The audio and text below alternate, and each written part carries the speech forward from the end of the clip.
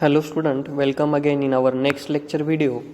In today's lecture, we are going to learn our new chapter, that is sterile manufacturing. Sterile manufacturing ही जी आपली I V किंवा जे सर्वात जास्त secure जो तुमचा मेडिसिन असते, ओके, ती स्टराईल तुमचं जे स्टरलायझेशन प्रोसेसेसमधून जे पूर्ण प्रिपेअर झालेली, त्या क्रायटेरियाने प्रिपेअर झालेली ती मेडिसिन किंवा ती जी प्रोसेस आहे फॉलो केल्यानंतर जे प्रोडक्ट तुमचा तयार होतो तो असतो तुमचा स्टराईल प्रोडक्ट्स. ओके, सो आपण ह्या स्टराईल मॅन्युफॅक्चरिंगमध्ये ऑल जेवढे तुमचे पॅरेंट्रल प्रिपरेशन म्हणजे जे डायरेक्टली तुम्ही I V, okay, I V किंवा इंजेक्शन याप्रमाणे तुम्ही काय करतात, डायरेक्टली ब्लड स्ट्रीममध्ये काय करतात, पास करतात. असे प्रिपरेशन आपण काय करणार आहे या पूर्ण चॅप्टरमध्ये आपण स्टडी करणार आहे. Okay, so now we are going to discuss the content of chapter. So this chapter divided into 3 parts or videos. In this first part we are going to study the sterile manufacturing.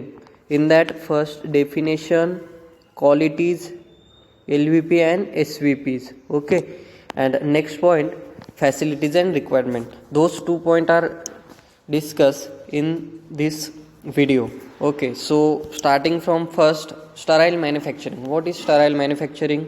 Their definition. So definition of sterile manufacturing is, it is a process of manufacturing. Okay, what is it? Is a process of manufacturing of sterile product which are free from viable microorganism. Okay, which are free from viable microorganism. Mainly it include parenteral, ophthalmic and irrigation solution. कोणते solution येतात त्यामध्ये, जे parenteral, okay, त्यानंतर ophthalmic and irrigation solution म्हणजे तुमची wound वगैरे wash करण्यासाठी, okay, त्या पर्पजसाठी इरिगेशन सोल्युशन येतात. सो असे प्रिपरेशन किंवा असे प्रोडक्ट असतात की जे तुमचे जे मायक्रो ऑर्गॅनिझम असतात, व्हायबल मायक्रो ऑर्गॅनिझम, त्यापासून काय असतील, फ्री असतील, असे प्रिपरेशन येतात तुमचे स्टराईल मॅन्युफॅक्चरिंगमध्ये. Okay, so definition you got. Next point, that is a parenteral. Okay, so what is parenteral? So parenteral definition, in Greek word para means beside and entron means intestine. Okay, para means beside and entron mean your intestine. Okay, म्हणजे तुमचे intestine जे आहे त्याच्या बाहेर, okay, जे drug inject करतात त्या ड्रगला तुमचे किंवा त्या प्रिपरेशनला पॅरेंट्रल प्रिपरेशन म्हणतात. Okay, those are liquid injectable preparation. हे काय लिक्विड आहे, लिक्विड फॉर्ममध्ये तुमचे प्रिपरेशन असतात जे इंजेक्टेबल करतात. ओके, इंजेक्ट करतात तुमच्या इंटेस्टाईनच्या आउटसाईडला, okay, by side. And which are sterile पहिले सांगितलेलं हे जेवढे प्रिपरेशन आहे तुमचे पॅरेंट्रल प्रिपरेशन हे स्टराईलच्या कॅटेगरीमध्ये येतात. They are sterile, non pyrogenic and isotonic with blood plasma which are and administered directly into the blood stream then take via oral route. Okay, काय सांगितलेलं यांनी की तुमचे जेवढेही प्रिपरेशन आहे ते, ओके, तर ते काय आहे, तुमचे इंजेक्टेबल प्रिपरेशन आहे, लिक्विड फॉर्ममध्ये आहे, विच आर स्टराईल मॅन्युफॅक्चरिंगच्या पर्पजमधून ते काय केलेलं आहे, मॅन्युफॅक्चर केलेले आहे. then those are non pyrogenic or free from pyrogen. Okay, and isotonic with blood. Okay, एक आयसोटोनिकसिटी तुमचा एक फॅक्टर असतो जो तुमच्या ब्लडची आयसोटोनिकसिटी आणि तुमचे जे सोल्युशन प्रिपेअर आहे त्या दोघांची आयसोटोनिकसिटी दोघांची काय झाली पाहिजेत, मॅच झाली पाहिजेत, जेणेकरून तुमचे जे फॉर्म्युलेशन आहे पॅरेंट्रल ते तुमच्या ब्लड स्ट्रीममध्ये काय करतात, ते डिस्ट्रीब्यूट झालं पाहिजे. त्याच्यासाठी तुमचे आयसोटोनिक विथ ब्लड पॅरेंट्रल प्रिपरेशन कोणतंही तुमचं ते काय झालं पाहिजे, तुम्ही प्रिपेअर केलं पाहिजेत. आणि which are and administer directly in to the blood stream, directly blood स्ट्रीममध्ये काय करतात, ते ॲडमिस्टर करतात. Okay, this is all about the parenteral. So next So ideal characteristic of parenteral. So what are the ideal characteristic which how the parenteral preparation is manufactured and what it required. So first criteria is safety. So parenteral preparation किंवा तुमचे जेवढे sterile preparation आहे okay, तर ते प्रिपरेशनची safety ही सर्वात important आहे. सेफ्टीमध्ये तुमचे freedom from adverse टॉक्झिसिटी okay किंवा फ्रीडम फ्रॉम ॲडवर्स टॉक्झिकोलॉजिकल कन्सर्ट्स, म्हणजे जेवढेही काही तुमचे टॉक्झिकोलॉजिकल जे रिॲक्शन होतात त्या पद्धतीने काय करता येईल तुम्हाला, त्याची जी फ्रीडम आहे ते फ्रीडम तुम्हाला काय करायचं आहे, ठेवायचं आहे, सेफ्टी. नेक्स्ट आहे स्टेरिलिटी. स्टेरिलिटीमध्ये freedom from microorganism contamination okay. आता पहिलेच आपण बघितलेले की स्टराईल मॅन्युफॅक्चरिंग हे फ्री फ्रॉम मायक्रो ऑर्गॅनिझम आहे, त्यामुळे तुम्हाला स्टरिलिटी त्या प्रोडक्टची मेंटेन ठेवणं किंवा स्टरिलिटी तुम्हाला ज्या पद्धतीने रिक्वायर्ड आहे त्या पद्धतीने तुम्ही काय करायची ती डेव्हलप करणं हे इम्पॉर्टंट आहे ओके. सो जेव्हा तुम्ही स्टरिलिटी व्यवस्थित ठेवणार, मेंटेन ठेवणार किंवा स्टरिलिटी तुम्ही ती प्रोडक्शन जेव्हा करताना मॅन्युफॅक्चर करताना स्टराईल व्यवस्थित प्रोसिजर फॉलो करणार, तेव्हाच तुमचं जे प्रोडक्ट आहे ते फ्रीडम फ्रॉम मायक्रोऑर्गॅनिझम कंटॅमिनेशन होणार आहे ओके. सो नेक्स्ट आहे तुमचा non pyrogenic okay. Non pyrogenic म्हणजे तुमचे फ्री फ्रॉम पायरोजन ओके. काही एंडोटॉक्सिन कंटॅमिनेशन असतात, त्या कंटॅमिनेशनपासून तुमचं काय आहे ते प्रोडक्ट फ्री पाहिजे ते. नेक्स्ट आहे पर्टिक्युलर फी ओके. काही पार्टिकल्स असतात तुमचे जे डस्ट असतील किंवा काही पार्टिकल्स असतात जेणेकरून त्या काय करतात तुमच्या त्या प्रोडक्ट्समध्ये काय करतात इंटरप्ट झालेले असतील, तर ते पर्टिक्युलर किंवा त्या पार्टिकल्स असतील, डस्ट असतील किंवा बारीक फाईन पार्टिकल्स असतील, त्यांच्यापासून फ्री पाहिजे तुमचा पॅरेंटल प्रोडक्ट किंवा ते parental preparation okay. Freedom from visible particle contamination, जे तुम्हाला डायरेक्टली व्हिजिबल आहे. सपोज तुम्ही एखादा प्रोडक्ट प्रिपेअर केलेला आहे, पॅरेंटल प्रिपरेशन प्रिपेअर केलेलं आहे आणि तुम्ही ते ऑब्झर्व करताय नेकेड आयजने ओके, तर काही तुम्हाला पर्टिक्युलेट मॅटर किंवा काही तुमचे फाईन जे आहे थोडे पार्टिकल्स तुम्हाला काय करतात त्या पॅरेंटल प्रिपरेशनच्या बॉटल्समध्ये काय करतात दिसत आहे तुम्हाला, तर तसे प्रोडक्ट तुम्हाला दिसता कामा नाही ओके. तर ते free from your visible particular contamination. Next आहे तुमची stability. So it is most important factor stability. So there are 3 types of stability, that is physical, chemical and microbiological okay. So all the 3 parameters or stability condition should be maintain during the manufacturing and the storage and up to the still the distribution or the administration. जोपर्यंत administer होत नाही किंवा administration होत नाही त्या पेशंटपर्यंत, ते product जात नाही किंवा तो ॲडमिनिस्टर करत नाही, तोपर्यंत ह्या तिघही स्टॅबिलिटीच्या कंडिशन आहे ह्यात मेंटेन झाल्या पाहिजेत. अशा पद्धतीने तुम्ही काय करायचं आहे ते पॅरेंटल प्रिपरेशन मॅन्युफॅक्चर करायचं आहे. कारण की केमिकल, फिजिकल किंवा तुमचे मायक्रोबायोलॉजिकल काही तुमचे कंटॅमिनेशन झालं त्याच्यामध्ये ओके, किंवा त्याची स्टॅबिलिटीचा काही प्रॉब्लेम झाला, तर तुमचं प्रोडक्ट जो आहे पॅरेंटल प्रिपरेशन ते तुमचं काय होऊ शकतात, खराब होऊ शकतं ओके, किंवा त्याला म्हणतात तुम्ही एक्सपायर झालं आहे ओके. तर त्याप्रमाणे तुमची जी स्टॅबिलिटी ही मेंटेन झाली पाहिजेत कायम. नेक्स्ट आहे तुमचे कम्पॅटेबिलिटी ओके. कम्पॅटेबिलिटी म्हणजे तुमचं जे प्रोडक्ट आहे ते तुमचे फॉर्म्युलेशन, पॅकेजिंग किंवा अदर डायल्युएंटसोबत कम्पॅटेबल पाहिजे ते ओके. जर कम्पॅटेबल नसेल तर तुमचे ते डायल्युएंट किंवा त्यांचे इंट्रॅक्शन होईल किंवा पॅकेजिंग मटेरियलसोबत तुमचं त्या याचे जे प्रोडक्ट आहे त्याचं कंटॅमिनेशन होईल किंवा त्यांच्या दोघांचं रिॲक्शन होईल, त्यामुळे तुमची कम्पॅटेबिलिटी ही कायम व्यवस्थित मेंटेन आहे. लास्ट फॅक्टर आहे तुमचा आयसोटेनिसिटी ओके, किंवा त्याला टोनिसिटी म्हणतात. मग टोनिसिटीमध्ये वेगवेगळे येतात तुमचे सोल्युशन, आयसोटोनिक असतं, हायपरटोनिक असतं, हायपोटोनिक असतं, असे वेगवेगळे क्रायटेरिया आहेत. तो आयसोटोनिकची, हायपोटोनिकची आपण डेफिनेशन पुढे स्टडी करणारच. अशा 3 तुमचे जे आहेत ते सोल्युशनचे टाईप्स आहेत वेगवेगळे तुमचे, जे ऑलरेडी तुम्ही बाय पॅरेंटल रूटने IV रूटने तुम्ही इंजेक्ट करतात. हे 3 पॅरामीटर आहेत त्याच्यामध्ये. तर आपलं पॅरेंटल प्रिपरेशनमध्ये असं आहे, आयसोटोनिसिटी ॲडजस्टमेंट खूप इम्पॉर्टंट आहे. जर आयसोटोनी तुमचे ॲडजस्टमेंट नसेल, आयसोटोनिसिटी ॲडजस्टमेंट नसेल किंवा व्यवस्थित नसेल प्रॉपर जी लागते तुम्हाला ती, तर तुमचे जे फॉर्म्युलेशन आहे ते तुमच्या ब्लड स्ट्रीममध्ये एंटर होण्यासाठी खूप म्हणजे त्रास देईल किंवा ते त्यासोबत मॅच होणार नाही ते okay. So isotonic with biological fluid. मग आयसोटोनिकसिटी कशी पाहिजे आपल्या टोनिसिटी कशी पाहिजे तुमची, isotonic with body fluid or biological fluid. मग बायोलॉजिकल फ्लुइड कोणतं आहे तुमचं, ब्लडसोबत, ब्लड स्ट्रीम जे आहेत त्यांच्यासोबत काय पाहिजे, ते आयसोटोनिक्स पाहिजेत. Okay, those 7 are the ideal characteristics of parental preparation. अशाच पद्धतीने तुम्ही काय करायचं, तुमचं फॉर्म्युलेशन प्रिपेअर करताना ह्या सर्व 7 ज्या पॉईंट आहेत किंवा 7 पॉईंट आहेत हे सर्व काय करायचे तुम्हाला लक्षात घेऊनच तुमचं फॉर्म्युलेशन प्रिपेअर करायचं आहे. ओके, नेक्स्ट आहे तुमचं type of parental preparation.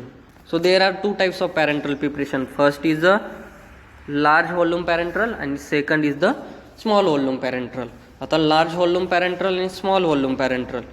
Okay, so आता ह्यामध्ये डायग्रॅम मी तुम्हाला प्लेस केलेली आहे स्लाईडमध्ये. तर डायग्रॅममध्ये लार्ज व्हॉल्यूम पॅरेंटरलमध्ये तुमची जी बॉटल्स आहे, ओके, ती ग्लासची बॉटल एक फिगर मी त्यामध्ये एंटर केलेली इमेजेस. ग्लासची बॉटल आहे ज्याची क्वांटिटी 500 ml क्वांटिटीचं त्यामध्ये काय आहे तुमची मेडिसिन किंवा आय व्ही. ओके, सो हे आहे तुमचं लार्ज व्हॉल्यूम. आणि स्मॉल व्हॉल्यूममध्ये छोट्या बॉटल्स आहेत ज्या ॲम्पूल्स आपलं व्हायल्स छोट्या छोट्या दिलेल्या आहेत त्या ठेवलेल्या आहेत. ओके, जे आहे तुमचे स्मॉल व्हॉल्यूम पॅरेंटरल, ज्यामध्ये तुमचे 5, 10 जास्तीत जास्त 100 ml पर्यंत क्वांटिटीचं तुमचं काय आहे त्यामध्ये आय व्ही किंवा पॅरेंटल प्रोडक्ट आहे. ओके, तर आता ह्या दोघांचा आपण डिफरन्स ब्रीफमध्ये बघणार आहे, स्मॉल व्हॉल्यूम आणि लार्ज व्हॉल्यूम पॅरेंटल. सो आता दोघेही आपण सायमल्टेनियसली आपण डिस्कस करणार आहे. So first starting from small volume parental, first point. In that first point they are injectable. Okay, they are injectable. In large volume what is, they are generally intravenous fluid. Okay, small volume parental हे injectable आहे. Okay, आणि तुमचे large volume आहे ते I V. Okay, I V म्हणजे तुमचे पहिले सांगितलं मी, आय व्ही म्हणजे तुमचे इंट्राव्हेनस आहे. ओके, इंट्राव्हेनसमध्ये तुमचे काय करतात ते प्लेस करतात. ओके, हा एक मेन डिफरन्स झाला. स्मॉल व्हॉल्यूम पॅरेंटल हे इंजेक्टेबल आहे. ओके, इंजेक्शनच्या थ्रू तुम्ही काय करतात हे देतात. आणि हे जे लार्ज व्हॉल्यूम पॅरेंटल हे तुमचे आय व्ही जे आहे इंट्राव्हेनस जे आहे तुमचे रूट, इंट्राव्हेनस रूटला काय करतात तुम्ही, त्या रूटने काय करतात तुम्ही प्लेस करतात. नेक्स्ट आहे तुमचा second point, capacity. Okay, so in small volume parenteral capacity is less than 100 ml.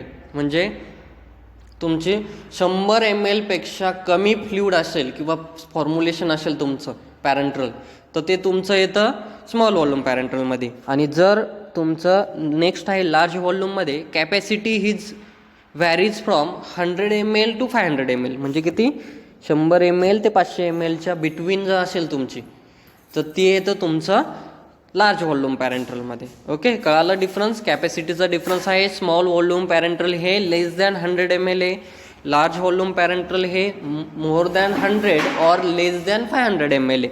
Okay, next आहे तुमचं स्मॉल व्हॉल्यूम पॅरेंटरलचं 3 number point. Small volume parenteral are typically use for delivering medication at a control infusion rate.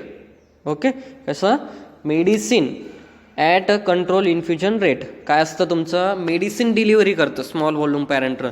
ज्या medicine delivery करतं ते control infusion रेटनुसार काय करतं ते delivery करते. आता याच्या ऑपोजिट काय आहे लार्ज व्हॉल्यूम पॅरेंटरचं, large volume provide electrolytes, supply nutrients such as vitamin and glucose. Large volume पॅरेंटरलमध्ये कोणतीही मेडिसिन तुम्ही काय करतात, ती मेडिसिन वगैरे काय तुम्ही हे करत नाही, ते ॲडमिनिस्टर करत नाही किंवा देत नाही. लार्ज व्हॉल्यूम पॅरेंटरल हे स्पेशली फक्त तुमचे न्यूट्रिशन, इलेक्ट्रोलाइट्स, विटॅमिन, ग्लुकोज असेच प्रोडक्टचे फक्त तुम्ही काय करतात त्यामध्ये लार्ज व्हॉल्यूमचे फॉर्म्युलेशन प्रिपेअर करतात आणि तेच ॲडमिनिस्टर करतात तुम्ही. ओके, मेन डिफरन्स आहे हा स्मॉल व्हॉल्यूमचा आणि लार्ज व्हॉल्यूमचा. स्मॉल व्हॉल्यूम पॅरेंटरलमध्ये डायरेक्टली मेडिसिन ॲड करून मग आपण ती मेडिसिन म्हणजे फॉर्म्युलेशनच्या वेळेस डायरेक्टली मेडिसिन ॲड करतो आपण आणि ती मेडिसिन आपण डायरेक्टली काय करतो पेशंटला देतो स्मॉल व्हॉल्यूममध्ये. पण लार्ज व्हॉल्यूममध्ये सर्व जास्त म्हणजे क्वांटिटीमध्ये मेडिसिन टाकतच नाही, ते फक्त तुमचं ॲज अ न्यूट्रिशन पर्पज म्हणून तुमचं काय करतात हे करतात. ओके, न्यूट्रिशन पर्पज म्हणून तुमचं जर सपोज इलेक्ट्रोलाइट्स कमी झालं, इनबॅलन्स झाला तुमचा ओके बॉडीमधला, तर इलेक्ट्रोलाइट इनबॅलन्ससाठी तुमचं देतं. सपोज तुमचं डेक्स्ट्रोज इनबॅलन्स झाला तर डेक्स्ट्रोज तुमची डेक्स्ट्रोजचे हे देतात, न्यूट्रिशन देतात, किंवा तुमचे व्हिटॅमिन ग्लुकोज असतील तर त्या पद्धतीने तुम्ही फक्त लार्ज व्हॉल्यूम देतात. ओके, सो हा एक झाला डिफरन्स. 4 नंबर डिफरन्स आहे small volume parenteral. So in small volume parenteral, for number, content necessarily the medicament which is potent. Okay, difference मी पहिले आधी या थर्ड पॉईंटमध्ये सांगितला. Small volume parenteral content necessarily the medicament which is potent. Small volume parenteral हे medicine content असतंच त्यामध्ये. Small volume पॅरेंट्रलच्या प्रिपरेशनमध्ये पोटंट मेडिसिन असतं. Okay, compulsory. आणि लार्ज व्हॉल्यूममध्ये कंटेंट 1 or more इलेक्ट्रोलाइट. काय असतं, मेडिसिन नसतं, इलेक्ट्रोलाइट्स असतात. फ्लुइड और तुमचे इलेक्ट्रोलाइट्स असतील, न्यूट्रिशन असतील. ओके, तर हे प्रोडक्ट तुमचे लार्ज व्हॉल्यूम पॅरेंट्रलमध्ये असतात. नेक्स्ट आहे 5 number, administration will be with syringe and needle. Okay, small volume पॅरेंट्रलचं जे ॲडमिनिस्ट्रेशन आहे, ओके, तर त्यासाठी ते डिव्हाइस जे यूज करतात तुम्ही, तर सिरिंज यूज करतात आणि निडल यूज करतात. ओके, आणि लार्ज व्हॉल्यूम पॅरेंट्रल जे आहे त्याच्यासाठी तुम्ही IV सेट यूज करतात. तुम्ही सलाईन लावायला गेले असतील. ओके, सलाईन जेव्हा तुमचे सलाईन ते जेव्हा लावतात तेव्हा ते इंजेक्शन नाही, तुमच्या IV सेट असतो एक. ओके, त्या पूर्ण ते जी ट्यूब असते, ओके, त्या ट्यूबला, त्या पूर्ण ट्यूबला IV सेट म्हणतात. त्या IV सेट तुमचं काय IV सेटने तुम्हाला काय करतात, ते लार्ज व्हॉल्यूम पॅरेंट्रल ॲडमिनिस्टर करतात. आणि जेव्हा स्मॉल व्हॉल्यूम, सपोज पेन किलरचं इंजेक्शन असेल, ओके, TBचं असेल, ओके, मेडिसिन, तर ते तुमचे कशाने देतात, ते इंजेक्शनने किंवा सिरिंजने देतात. ओके, म्हणजे निडलने देतात. नेक्स्ट आहे 6 number point, vehicle use in small volume parenteral, that is WFI full form काय आहे, water for injection. Then next oil and PEG, polyethylene glycol. Okay, हे सर्व व्हेकल कशामध्ये यूज करतात, स्मॉल व्हॉल्यूम पॅरेंट्रलमध्ये. आणि लार्ज व्हॉल्यूम पॅरेंट्रलमध्ये only WFI is use as a vehicle. Large volume पॅरेंट्रलमध्ये फक्त आणि फक्त तुमचा water for injection as a vehicle, okay, हे यूज करतात ते. नेक्स्ट आहे 7 number point, small volume parenteral बघू अजून. Container use for packaging glass ampoule and vial. मी पहिलेच सांगितले, glass ampoule and vial. Okay, अशा प्रकारचे 2 जे कंटेनर असतात ते कंटेनर काय करतात तुम्ही स्मॉल व्हॉल्यूम पॅरेंट्रलमध्ये यूज करतात. आणि लार्ज व्हॉल्यूम पॅरेंट्रलमध्ये container use generally plastic bottle. Okay, तुम्ही IV घेतली असेल, सलाईन घेतली असेल तर प्लॅस्टिकच्या बॉटल्स असतात ते मोठे पॅरेंट्रलचे लार्ज व्हॉल्यूम, तर त्या प्लॅस्टिकच्या बॉटल्स तुम्ही काय स्टोरेजसाठी यूज करता. नेक्स्ट आहे 8 number point, it contain added substance like preservative. In small volume पॅरेंट्रलमध्ये 8वा पॉईंट दिला आहे, it content added substance like preservative. Okay, preservative माहिती आहे तुम्हाला, जे तुमची काय प्रिझर्वेशनसाठी तुम्ही यूज करतात. ओके, नेक्स्ट आहे लार्ज व्हॉल्यूम पॅरेंट्रलमध्ये 8 नंबर पॉईंट आहे, त्याच्यासमोर they are no added preservative. Okay, large volume आणि स्मॉल व्हॉल्यूममध्ये, स्मॉल व्हॉल्यूममध्ये प्रिझर्वेटिव्ह ॲड करतात, लार्ज व्हॉल्यूममध्ये प्रिझर्वेटिव्ह ॲड नाही करत. आता दोघांमध्ये असं काय आहे, प्रिझर्वेटिव्ह का ॲड नाही करत, एकामध्ये ॲड करतात, याचं रिझन काय आहे, तर रिझन असं आहे की स्मॉल व्हॉल्यूम पॅरेंट्रलचे जे कंटेनर असतात किंवा जो तुमची मेडिसिन असते ती काही टायमाला तुमची मल्टीडोस असते. मल्टीडोस असते म्हणजे जो तुमचा स्मॉल व्हॉल्यूम पॅरेंट्रलमध्ये जे कंटेनर आहे त्यामधून एकपेक्षा जास्त वेळेस तुम्ही काय करतात किंवा फिजिशियन काय करतो, ड्रग काय करतो, रिमूव्ह करतो. किती, मोर दॅन 1 टाईम. कारण की काय असतं, त्याचा डोस कमी क्वांटिटीमध्ये असतो. सपोज आता तुम्हाला कंटेनर, सपोज 50 mlचं कंटेनर, स्मॉल व्हॉल्यूम पॅरेंट्रल आपण काय सांगितलं आहे, अप टू 100 ml पर्यंत. सपोज 50 ml तुमच्याकडे स्मॉल व्हॉल्यूम कंटेनर आलं एखादं, तर तुम्हाला 50 mlचं ड्रग तुम्ही डायरेक्टली स्मॉल व्हॉल्यूमचा एका पेशंटला देऊ नाही शकत किंवा देत नाही. ओके, तर ती मल्टीडोस सिस्टीम असते त्याच्यामध्ये. म्हणजे एकच कंटेनर, त्या एक कंटेनरमध्ये पूर्ण 50 ml कंटेंट किंवा फॉर्म्युलेशन आहे तुमचं, पण त्या 50 ml मधून तुम्हाला फक्त काय करायचं आहे, एका पेशंटला फक्त 5 ml घ्यायचं आहे. मग तुम्ही फर्स्ट पेशंटला 5 ml रिमूव्ह केलं, परत उरलेलं आहे तुमचं 45 ml. ओके, सो 45 ml उरलेलं आहे. परत अजून एखादा नवीन पेशंट आला, परत तुम्ही काय करतात, इंजेक्शन परत त्या इंजेक्ट करशाल, बरोबर. रबर क्लोजर असतं, रबर क्लोजरमधून डायरेक्टली तुमची जी निडल आहे ती निडल सिरिंजची काय करतात तुम्ही त्यामध्ये प्रेस करतात आणि सिरिंज तुमच्या निडलनी काय करतात ते सिरिंजने परत तुमचा तो जो फॉर्म्युलेशन तुम्ही ते सिरिंजमध्ये काय करतात ते पूर्ण ओढून घेतात. ओके, तर हे तुमचं झालं सेकंड. मग असं जेव्हा तुम्ही करता ही प्रोसेस, ओके, सपोज आता 5-5 ml मध्ये 5-5 ml एखाद्याला लागत असेल किंवा 5पेक्षा कमी ml एखाद्या पेशंटला लागत असेल, तर तुम्ही काय करताय, जेव्हा तुम्ही ती सिरिंज त्या रबर क्लोजरमध्ये तुम्ही जेव्हा इंजेक्ट करताय, ओके, रिमूव्ह करण्यासाठी प्रोडक्ट काढण्यासाठी फॉर्म्युलेशन, तेव्हा काय होतं आहे तुमचं जे आउटर साईडचं इन्व्हायरमेंट आहे त्या इन्व्हायरमेंटचा आणि तुमच्या इनर साईडचा जो प्रोडक्ट आहे त्या दोघांचा काय होतो कॉन्टॅक्ट होतो. ओके, आणि तो कॉन्टॅक्ट झाल्यामुळे तुमचं काय होतं, तुमचं प्रिपरेशन हे फुल्ली स्टराईल आहे. ओके, पॅरेंट्रल आहे. तर त्यामुळे काय होऊ शकतं, तुमचे आउटर साईडचे मायक्रोऑर्गॅनिझम तुमचे त्या फॉर्म्युलेशनमध्ये किंवा त्यामध्ये इंटरप्ट होऊ शकतात. तर इंटरप्ट झाल्यानंतर तुमचं प्रोडक्ट काय होऊ शकतं, तुमचं प्रोडक्ट त्याची स्टॅबिलिटी काय होऊ शकते, खराब होऊ शकते. म्हणजे त्याची स्टॅबिलिटीसुद्धा काय होऊ शकते, तुमची रिमूव्ह होऊ शकते. त्यामध्ये मायक्रोऑर्गॅनिझमचं कंटॅमिनेशन होऊ शकतं. म्हणून प्रिझर्वेटिव्ह ॲड करतो. प्रिझर्वेटिव्ह काय करतो, जेव्हा तुम्ही हे सिरिंज याच्यामध्ये टाकतात किंवा अदर पार्टिकलचे आउटर साईडचे मायक्रोऑर्गॅनिझमचं जर ह्याचं एंट्री व्हायला लागली, तर प्रिझर्वेटिव्ह काय करतो, लगेच त्यांना काय करतो, किल करण्याचा प्रयत्न करतो. म्हणजे त्यांना लगेच काय करतो, प्रिझर्व करण्याचा प्रयत्न करतो त्या प्रोडक्टला. म्हणजे त्यांच्यापासून त्या आउटर साईडच्या मायक्रोऑर्गॅनिझमपासून काय करतो, तो प्रोटेक्ट करतो प्रोडक्टला. ओके, हे झालं स्मॉल व्हॉल्यूम पॅरेंटलचं झालं. कारण की मल्टीडोस सिस्टीम आहे.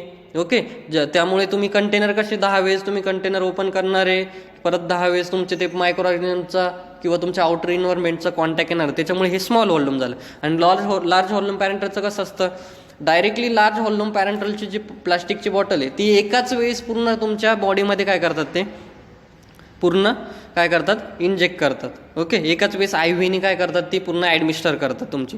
त्यामुळे तिथे कसं इंटरॅप्शन म्हणजे पर्टिक्युलर काही अदर इन्व्हायरमेंटचं आउटर इन्व्हायरमेंटचं इंटरॅक्शन होत नाही प्रोडक्टसोबत. ओके, एका वेळेस तुमची एकदा सिरिंज प्लेस केली किंवा त्या ठिकाणी IV सेट प्लेस केला की त्यानंतर डायरेक्ट जेव्हा फ्लो स्टार्ट केला तुम्ही, तर पूर्ण जेवढं फॉर्म्युलेशन आहे 100 ml राहू, 300 ml राहू, 500 ml राहू, पूर्ण तुमचं बॉडीमध्ये ॲडमिनिस्टर झाल्यानंतरच तुमचे काय करतात, ते रिमूव्ह करतात त्या ठिकाणून सिरिंज. ओके, त्यामुळे मग याला प्रिझर्वेटिव्हची गरज नाही. कारण की इंटरॅक्शन म्हणजे आउटर साईडचं आणि तुमच्या दोघांचं इंटरॅक्शन होत नाही. त्याच्यामुळे काही गरज नाही आहे त्याच्यामध्ये प्रिझर्वेटिव्ह ॲड करायची. आणि स्मॉल व्हॉल्यूममध्ये काय येते, कारण की तुम्ही मल्टीडोस सिस्टीम तुम्ही यूज करताय. ओके, हा डिफरन्स कळाला तुम्हाला, पॉईंट कळाला.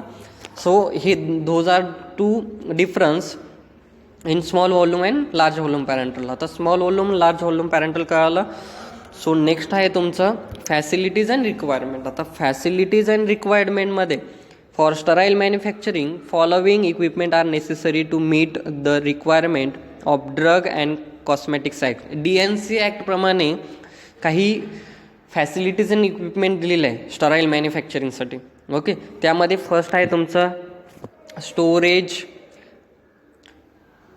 Equipment for ampoule and vials. Ampoules and व्हॉइल्ससाठी तुमचे काय आहे, स्टोरेज इक्विपमेंट असतात. स्टोरेज कॅबिन, त्यानंतर water still, ampoule washing machine, ampoule drying machine, filling and sealing unit, sintered glass funnel, filter press, hot air oven.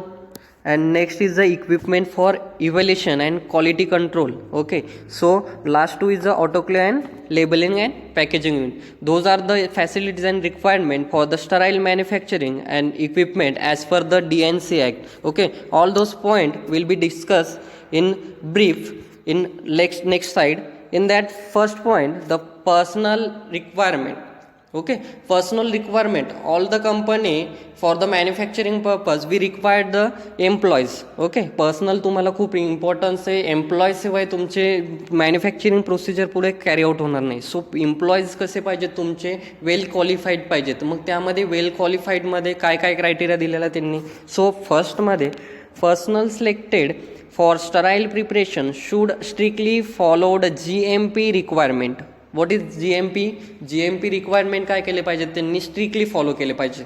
GMP means good manufacturing practices. Okay. What is GMP? Good manufacturing practices. हे good manufacturing प्रॅक्टिसेसच्या ज्या requirement आहे त्या strictly त्या एम्प्लॉयनी किंवा त्या पर्सनल्सनी काय केले पाहिजेत, फॉलो केले पाहिजेत स्टराईल प्रिपरेशन मॅन्युफॅक्चरिंग करताना. And should be train for aseptic technique with the help of continuous education programme. Okay.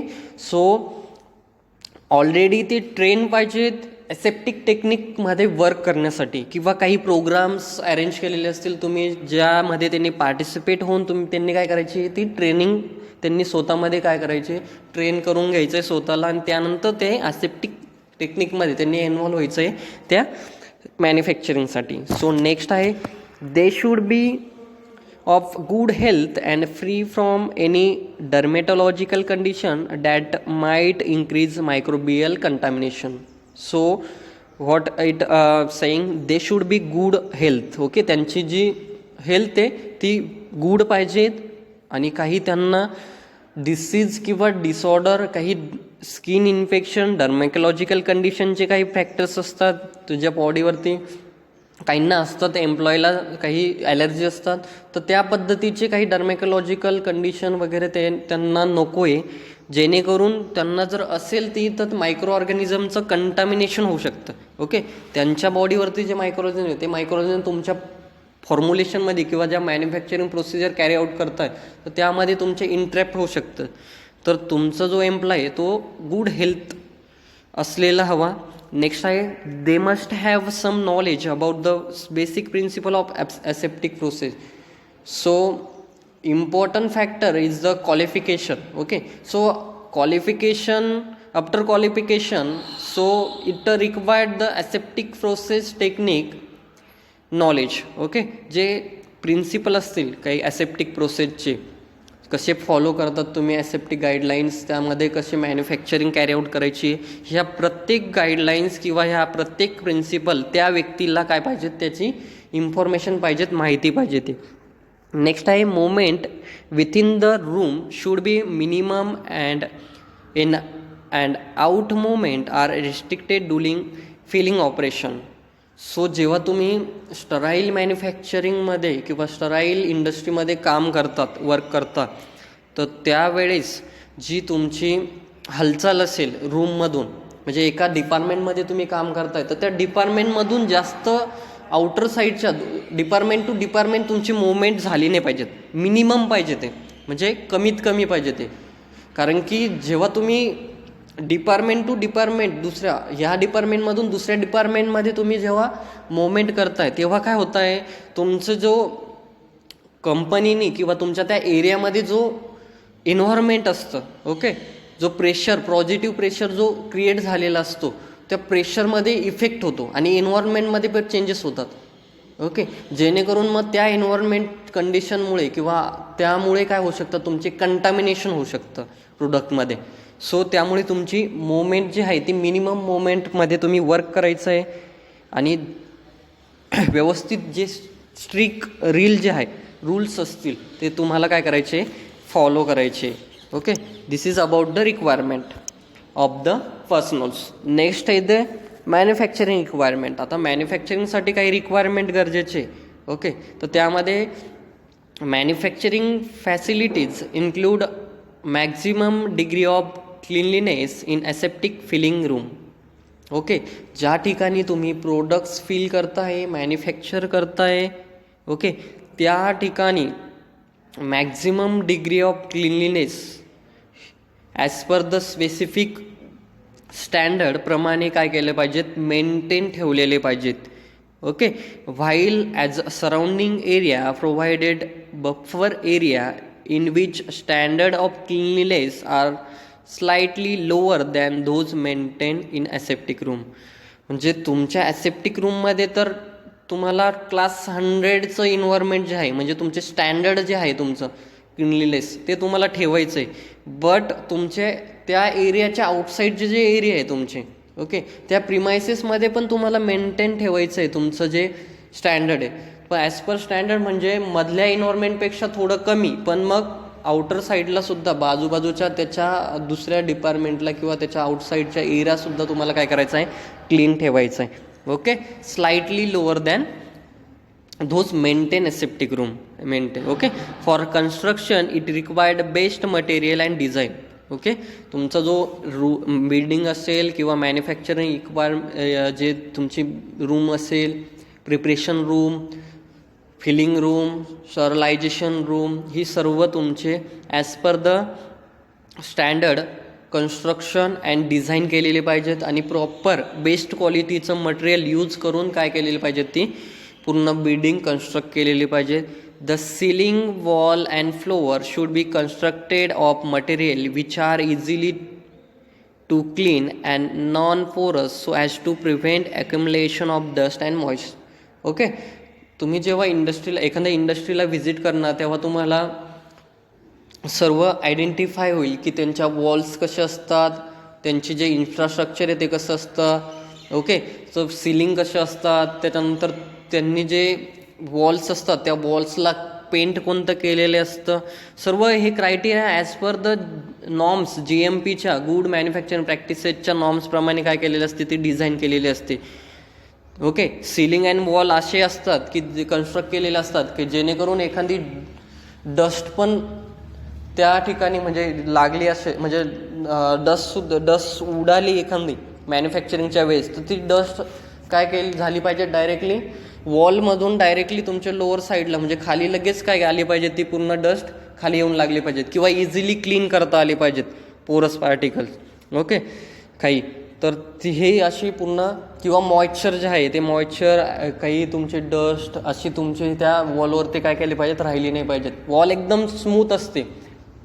Okay, पूर्ण एकदम प्लेन वॉल असते आणि पेंट एकदम स्मूथ असतं, जेणेकरून तुमची डस्ट असेल तर ती लगेच त्या वॉलमधून खाली डायरेक्टली लगेच बॉटमला खाली येऊन लागते. अशी वॉल त्यांनी काय केले असते, डिझाईन केले असते आणि कन्स्ट्रक्ट केले असते.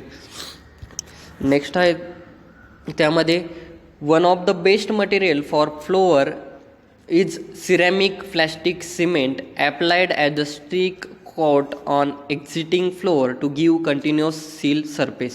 ओके, आता त्यांनी त्यामध्ये एक्झाम्पल दिलं आहे फ्लोअरचं की मटेरियल कोणतं यूज करायचं आहे, तर ते मटेरियल आहे ceramic plastic. Okay, which material, ceramic plastic cement applied as a thick coat on existing floor to give continuous seal surface and glass generally use for partitioning and for good supervisory view of manufacturing. All the department, जेवढे department असतं ते सर्व मधले जे department आहे, मधल्या ज्या wall ज्या असतात त्या सर्व काचेच्या बनवतात ते. ओके, जेणेकरून तुमचा सपोज ह्या डिपार्टमेंटमधून दुसऱ्या डिपार्टमेंटमध्ये तुम्हाला व्ह्यू झालं पाहिजेत, म्हणजे सुपरविजन ठेवायला, तुम्हाला लक्ष ठेवण्यासाठी व्यवस्थित लगेच तुम्हाला दिसेल ते जे त्यामध्ये तुमचे, त्यामुळे ते काय ग्लासेस जे पूर्ण पार्टिशन वगैरे काय करतात ते ठेवतात. नेक्स्ट आहे एन्व्हायरमेंटल कंट्रोल.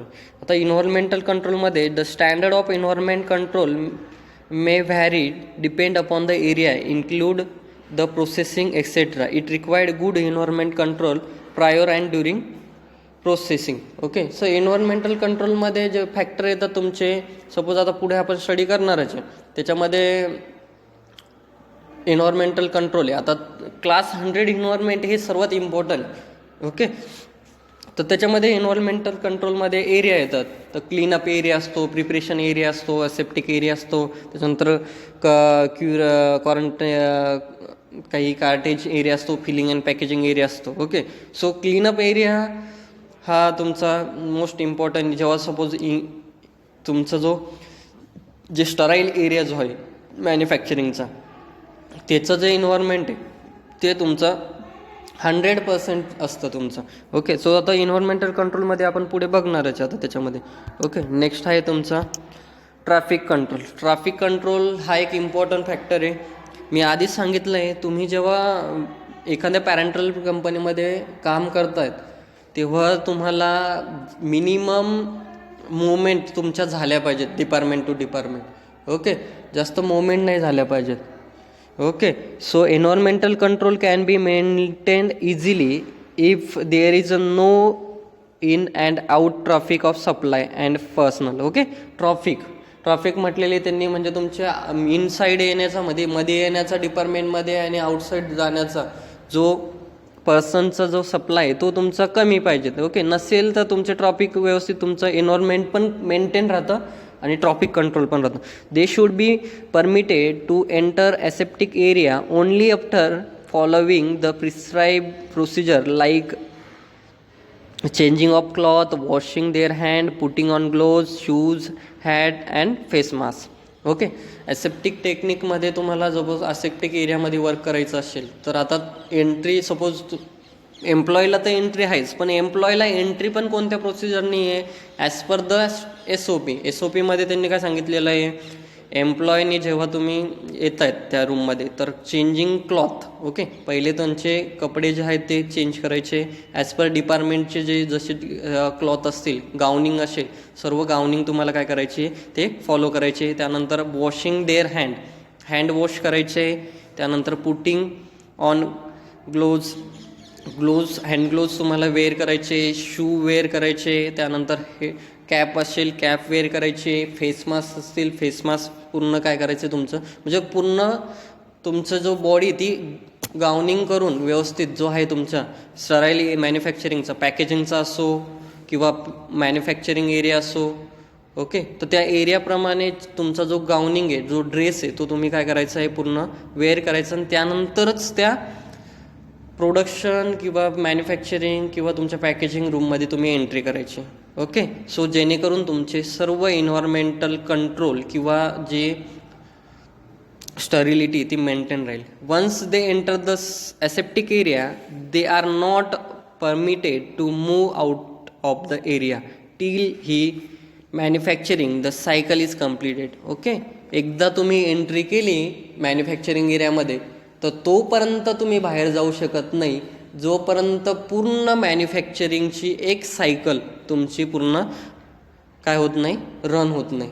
ओके, सो पूर्ण तुम्हाला त्यामध्ये कारण की कंटामिनेशनचे चान्सेस होऊ शकतात ना, त्यामुळे तुम्ही बाहेर गेले आउटर साईडच्या दुसऱ्या डिपार्टमेंटची एअर परत तुमच्या डिपार्टमेंटमध्ये येईल, त्याच्यामुळे मग ते एअरचे दोघांचं डिस्टर्बन्स होऊन जाईल आणि त्यामुळे काय होतं इंटरप्शन ऑफ कंटामिनेशन, त्याच्यानंतर स्टरिलिटी तुमची पूर्ण बिघडून जाईल. हे पॅरामीटर्स घडू नये त्यासाठी तुम्हाला काय करायची पूर्ण एक सायकल तुमची मॅन्युफॅक्चरिंगची कंप्लीट झाल्यानंतरच तुम्ही जाऊ शकता त्या डिपार्टमेंटमधून.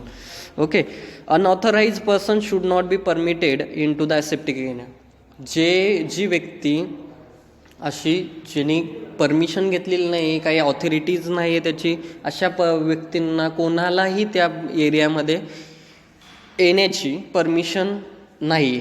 ओके, हे झालं तुमचं ट्रॉफिक कंट्रोल्स. ओके, नेक्स्ट आहे maintenance. Okay, so maintenance generally cleaning is done at the end of working day or during night. Okay, so maintenance important आहे. जेव्हा तुम्ही क्लिनिंग किंवा तुमचे इक्विपमेंट असतील, काही इन्स्ट्रुमेंट असतील, त्यांचं मेंटेनन्स जेव्हा ठेवणार तेव्हाच ते प्रॉपरली वर्क करतील. त्याच्यानंतर करेक्ट कॅलिब्रेशन व्हॅलिडेशन केल्यानंतरच तुम्ही इक्विपमेंट काय करायचे आहे ते तुम्ही यूज करायचे, जेणेकरून ज्या तुमचे स्टँडर्ड कंडिशन आहे त्या पूर्ण काय होतील फॉलो होतील. Generally cleaning is done at the end of the working day or during night. Okay, नाईटला किंवा वर्किंग डे जे आहे त्याच्या एंडला तुमची काय क्लिनिंग प्रोसिजर पूर्ण फॉलो करते जाते. म्हणजे सपोज पेस्टिसायझेशन असेल, त्याच्यानंतर काही वॉशिंग असेल. ओके, अशा प्रोसिजर. सो आता त्याच्यामध्ये काय येतं, it include all the surface like ceiling, wall, floor, counter equipment etcetera. Cleaning should be never be done just prior to the being of the production process so as to permit the settling of dust from air and allow for the completion of action of disinfectant and UV radiation. Okay, काय करायचे, तुमची ceiling असेल, wall असतील, floor असतील, काही equipment असतील, काही counter असतील तुमचे, ते तुम्हाला काय करायचे क्लीन करायचे. मग क्लिनिंगच्या प्रोसिजर पण आहेत त्यांनी दिलेलं आहे. मग क्लिनिंगमध्ये काय आपण डायरेक्ट डायरेक्ट वॉटर त्याच्यावरती स्प्रे करायचं आणि मग क्लिनिंग करायचं. प्रत्येकाची क्लिनिंगचे वेगवेगळे पॅरामीटर दिलेले आहे ॲज पर GMP. म्हणजे प्रत्येक गोष्ट जी इंडस्ट्रीमध्ये तुम्ही करताय तिचे एक SOP दिलेली, स्टँडर्ड ऑपरेटिंग प्रोसिजर दिलेली, एक त्याला पॅरामीटर दिले, गाईडलाईन्स दिलेले. आता कोणत्या इन्स्ट्रुमेंटची किंवा कोणत्या प्लेटची क्लिनलिंग कोणत्या एजंटनी झाली पाहिजेत, कोणत्या मेथडनी झाली पाहिजे हे सुद्धा दिलेलं आहे त्यांनी. बरोबर. तर मध्ये वेगवेगळे असतात, काही इन्स्ट्रुमेंट असतील किंवा काही प्लेस असतील तर डिसइन्फेक्टंटनी क्लीन करावं लागतात, ते एजंट यूज करा. काहींना UV रेडिएशन प्रोसेस यूज करावं लागते, काहींना वॉशिंग करावं लागतं. तर अशा पद्धती दिलेल्या आहेत वेगवेगळ्या. तर तुम्ही जी ॲज पर स्टँडर्ड SOP मध्ये जी प्रोसिजर दिलेली त्या प्रोसिजरनेच तुम्हाला ती क्लीन करावं लागेल. ओके. हे झालं तुमचं मेंटेनन्स. नेक्स्ट आहे आता डिसइन्फेक्टंट. डिसइन्फेक्टंट म्हणजे all the surface should be disinfected in aseptic area and effective liquid disinfectant should be spray or wipe on a surface. Disinfectant काय करायचं आहे, जेवढे ॲसेप्टिक एरिया आहे तुमचा डिसइन्फेक्ट करताय, तर मग डिसइन्फेक्ट करताना एक तर स्प्रे करायचं आहे किंवा ते वॅप करून घ्यायचं. म्हणजे सपोज कपड्याने आपण जसं पुसतो, ओके, तसं त्याला काय करायचं, फक्त पुसून घ्यायचं. आता डिसइन्फेक्टंट यूज करतात डेटॉल. आपण आता कॉमनली तुम्हाला तर एक्झाम्पल माहिती आहे डिसइन्फेक्टंटचं, डेटॉल आहे. ओके, फिगरमध्ये पण दिलेलं आहे. पण जनरली इंडस्ट्रीमध्ये फॉर्मलिन, ओके, असे वेगवेगळे जे केमिकल डिसइन्फेक्टंट आहे, म्हणजे सपोज जसं गॅसियस आहेत काही, ओके, तर असे यूज करतात फॉर्मलिन. म्हणजे तुमच्या त्या जे प्लेस असेल त्या प्लेसमध्ये काय करतात, ते डिसइन्फेक्टंट ठेवून देतात. म्हणजे मग पूर्ण तेवढे जे इन्व्हायरमेंट आहे, ती जागा जी आहे ती एअर म्हणजे क्लोज करून घ्यायची रूम, आणि त्यामध्ये काय करायचं, ते डिसइन्फेक्टंट ठेवून द्यायचं आहे. त्याचा क्रायटेरिया सांगेल मी, आपल्या प्रॅक्टिकलमध्ये आहेच डिसइन्फेक्टंट कसं करायचं त्याच्यामध्ये. तर मग तो पूर्ण रूम त्या फॉर्मलिन अशा वेगवेगळ्या जे प्रोसिजर आहे त्या फॉलो करून काय करतात, डिसइन्फेक्टंट करतात. नेक्स्ट आहे तुमचं एअर क्लिनिंग. एअर क्लिनिंगमध्ये the air cleaning in the aseptic area can be one of the greatest source of contamination. Okay, so जी एअर पूर्ण इंडस्ट्रीमध्ये असते किंवा मॅन्युफॅक्चरिंग एरियामध्ये असते ती हायली प्युरिफाईड एअर असते. ओके, ऑल जेवढी एअर असते ती एअर पूर्ण फिल्टर करून आणि मगच त्या एरियामध्ये काय केली जाते, ती पूर्ण सोडली जाते. ओके, सो जी एअर तुमच्या पूर्ण डिपार्टमेंटमध्ये असेल, इंडस्ट्रीमध्ये असतील, ती free from micro organism, okay, आणि सर्व पूर्ण डस्ट वगैरे काढून ती काय केली जाते, तुमची इंडस्ट्रीमध्ये एरियामध्ये काय केली जाते, सोडली जाते. सो एअर हा सर्वात मोठा सोर्स आहे कंटामिनेशनचा. त्यामुळे ती फिल्टर करून आणि मग त्यामध्ये ती काय केली जाते, डिपार्टमेंटमध्ये तुमची पूर्ण डिस्ट्रीब्यूट केली जाते. So to maintain the aseptic condition beside the various precaution follow, it is exactly or extremely necessary to clean the air before it is allowed to enter in to the aseptic area. काय सांगितलं त्यांनी, खूप गरजेची आहे air आधी काय करायची, ॲसेप्टिक किंवा डिसइन्फेक्टंट किंवा प्युरिफाईड करून घ्यायची तुमच्या डिपार्टमेंटमध्ये ॲसेप्टिक एरियामध्ये एंटर व्हायच्या आधी. Okay, so clean room are generally classify into 2 category. Okay, मग त्यामध्ये क्लीन रूमचे 2 टाईप आहे. क्लीन रूममध्ये कन्व्हेन्शियल क्लीन रूम सिस्टीम आहे आणि laminar floor clean room system. Conventional एक येते आणि लॅमिनार येते. ओके, हे दोघंही पॉईंट आपण पुढे डिस्कस करणार. तर आता त्यामध्ये for aseptic area class 100 clean room is required for which laminar air flow bench is use. Okay, laminar air flow bench use करतात ॲसेप्टिक एरियामध्ये. क्लास 100चं इन्व्हायरमेंट असतं. हे क्लास दिलेले आहेत तुम्हाला वेगवेगळे. क्लास 1000 दिला आहे, क्लास 10,000 दिला आहे, क्लास 100 दिला आहे, असे वेगवेगळे क्लासेस दिलेले आहे. म्हणजे तुमचे ॲज पर डिपार्टमेंट वाईज कोणत्या कोणत्या क्लासचं इन्व्हायरमेंट पाहिजे त्या डिपार्टमेंटला त्यांनी दिलेले आहे. आता क्लास 100चं हे तुमचं ॲसेप्टिक म्हणजे जिथं तुम्ही मॅन्युफॅक्चर हे करताय तुम्ही लॅमिनार एअर फ्लो बेंच आहे. ओके, तर त्या ठिकाणी तुमचं क्लास 100चं इन्व्हायरमेंट असतं. ओके, तर मग ह्याखाली एक पूर्ण डायग्रॅम दिलेली आहे, त्यामध्ये तुम्हाला दिसत असेल कशी असते रूम तुमची. इंडस्ट्रीमध्ये अशाच पद्धतीने काचेचे वगैरे हे राहते, फ्लोअर वगैरे दिलेलं आहे, पुढे काच आहे. ओके, ह्या सेप्टिक काय जशी तुमची रूम आहे म्हणजे एरिया आहे ॲसेप्टिक एरियाची ही इमेजेस आहे. Okay, class 100 clean room is define as. Class 100 clean room काय असतं, room in which the particular count in the air is not more than 100 per cubic feet of 0.5 micrometre. Okay, हे प्रत्येकाच्या range दिलेलं आहे. Class 100ची दिलेली आहे, 1000ची दिली आहे, 10,000ची दिलेली आहे. तर मग आता 100ची काय आहे, 100 per cubic feet of 0.5 micrometre पेक्षा जास्त तुमचे कंटामिनेशन किंवा पर्टिक्युलर काउंट नको त्यामध्ये. ओके, हे झाले तुमचे ॲसेप्टिक एरियाचा 10चा झाला. आता सपोज तुम्ही ॲसेप्टिक वर्क फॉलो करताय, पण ॲसेप्टिक वर्क फॉलो करताय तर ॲसेप्टिक वर्कची काही प्रिकॉशन आहेत तुम्ही, बरोबर.